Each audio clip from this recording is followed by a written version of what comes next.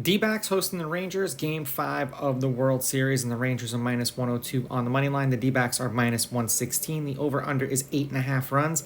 The Rangers laying a run and a half on the run line are plus 152, meaning if you bet them that way, they have to win this game by 2 runs or more.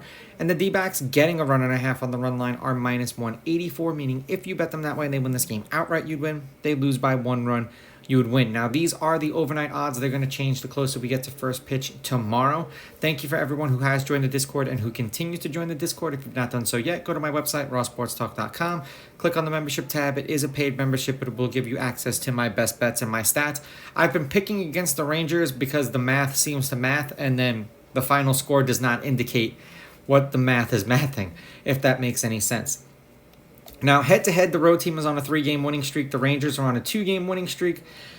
The Rangers are 6-4 against the D-backs in their last 10. The underdog is 7-3 on the money line. The underdog getting a run and a half on the run line is also 7-3. There have been 2 one-run games in their last 10. The over is 7-3, and the over 8.5 runs is 7-3. And the Rangers opened up the favorite yesterday for today's game, and then they ended up closing the underdog, which makes no sense to me, but it is what it is. Now, Eovaldi pitched once against the D-backs this year, and it was in the playoffs. 4 2/3, 5 runs, 5 earned. They won that game 6-5, and he struck out 8.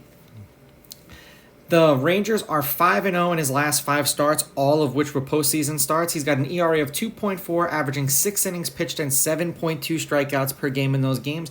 The over is hit in his last 3 starts, and the over is 4-1 in his last 5 starts. And he's averaging 92.8 pitches per game. His stat line in his last 5 is 6 innings pitched, 5.4 hits, 2.4 earned runs, 7.2 Ks, 1 walk per game, 0.6 home runs, and 92.8 pitches. Now, for Gallen, his last 5 starts as well have been in the playoffs. He did pitch against the Rangers 3 times this year, so we'll do that first. 5 innings, 3 runs, 3 earned. They lost 6-4. That was in Texas. He struck out 6. 6 innings, 1 run, 1 earned. They won 6-3. He struck out 11. That was at home. And then in the playoffs against Eovaldi, 5 innings, 3 runs, 3 earned. They lost 6-5. That was in Texas, and he struck out 5. So in his last 5 postseasons, his last 5 starts, which have been in the postseason, they've lost his last 3. He's got an ERA of 3.2, averaging 5 1/3 innings pitched, and 3.6 strikeouts. His total stat line for those games is 5 1/3 innings pitched, 5.6 hits, 3.2 earned runs, 3.6 strikeouts, 2.6 walks per game, 1.2 home runs per game, and identical would Eovaldi 92.8 pitches. The under is 3-2 in his last 5 starts, just overall.